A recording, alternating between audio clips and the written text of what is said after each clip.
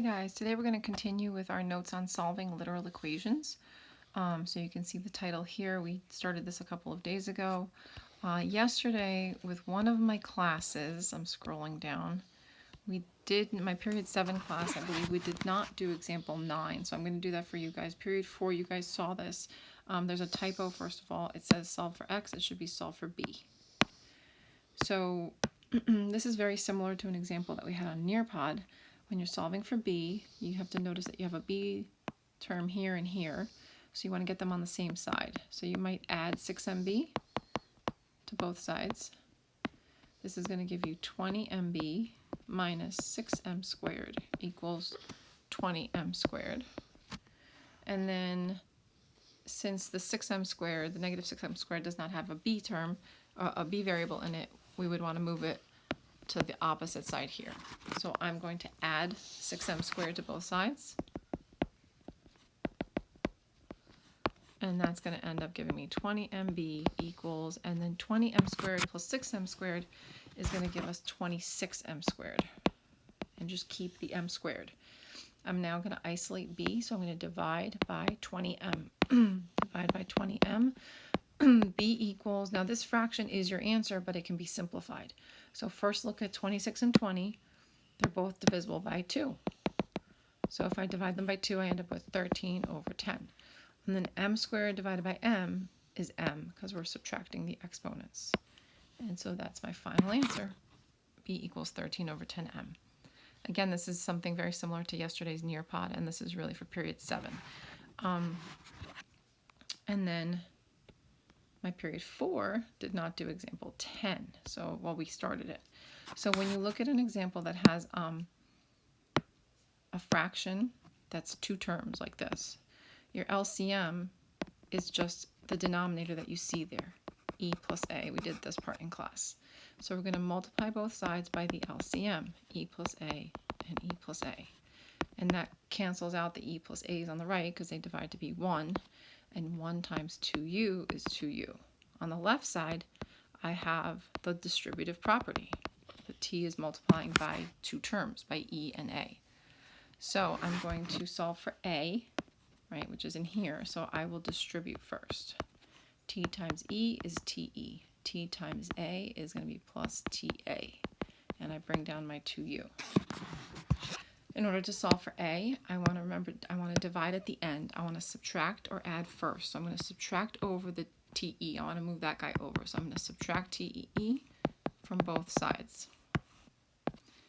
This cancels. I now have ta equals 2u minus te.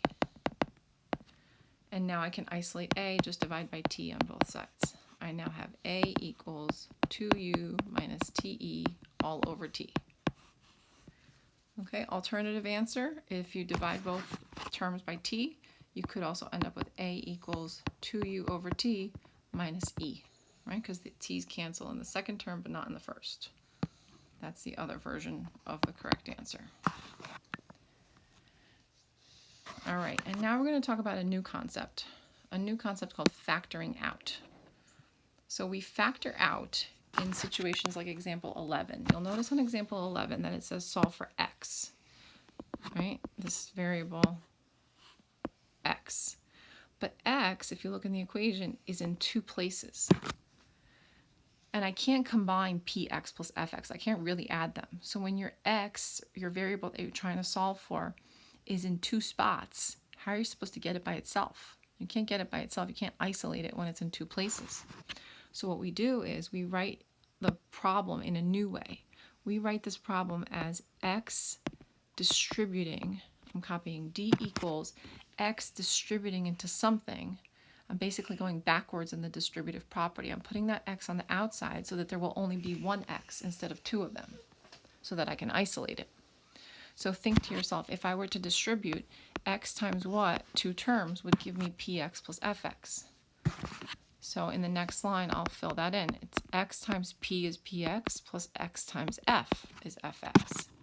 So I've just written the problem in a new way. And by doing that, I can now isolate x, because now there's only 1 of them. And I do that now by dividing both sides because it's multiplying by p plus f. So I divide by p plus f. And these parentheses are optional. So these cancel. I end up with x equals d over p plus f. Okay, so going back to the little title here is that factoring out, we factor out to solve for a variable when there are two unlike terms that contain that variable, like here and here. When we need two x's to become one so that we can isolate it. If you look at example 12, you're solving for a, and there's an a here, and there's an a here. Again, you can't isolate it because you can't combine those, you can't add them, so you factor out the a. You put the a outside of parentheses. Oops, let me go to pen. You put the a outside of parentheses, and you set up like the distributive property. And you say to yourself, a times what would give me am, and a times what would give me positive a. So I'll do it in the next step. A times m is am, and a times positive 1 is positive a. And now I can just easily divide both sides by m plus 1. And then that's my answer. A equals this fraction, 15 over m plus 1.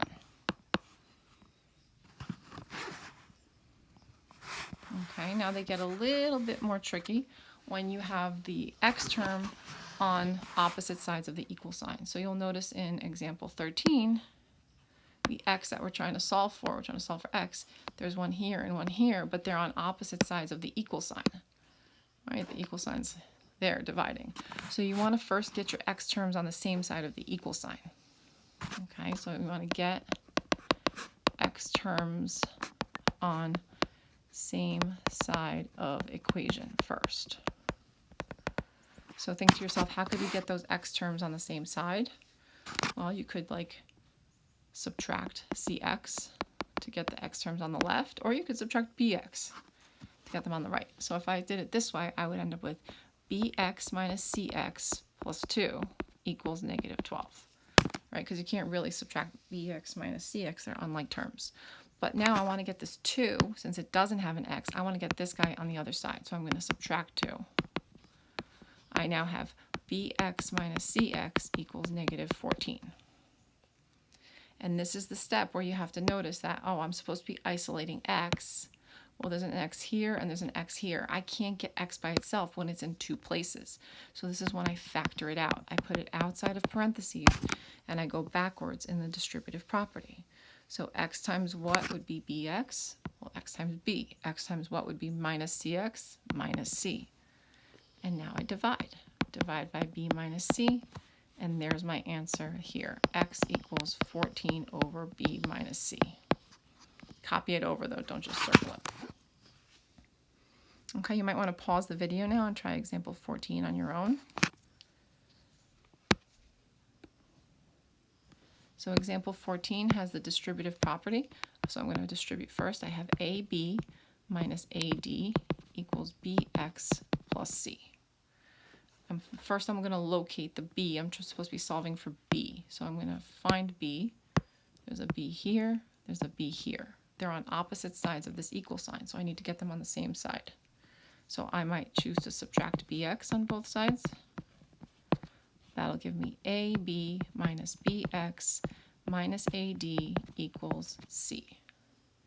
So I've got the X terms on the, the B terms I'm trying to solve for on the left side, but minus AD doesn't have a B in it. So I want to move this guy this way. So I'm going to add AD.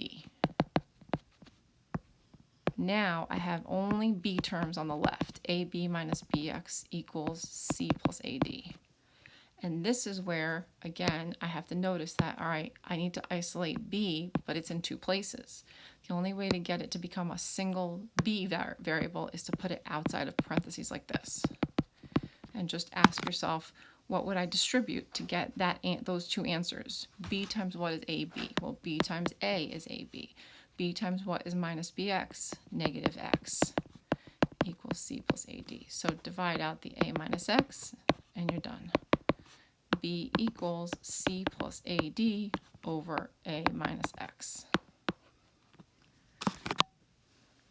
All right, so try to use these notes to help you with homework tonight, and I will see you guys tomorrow. Have a good day.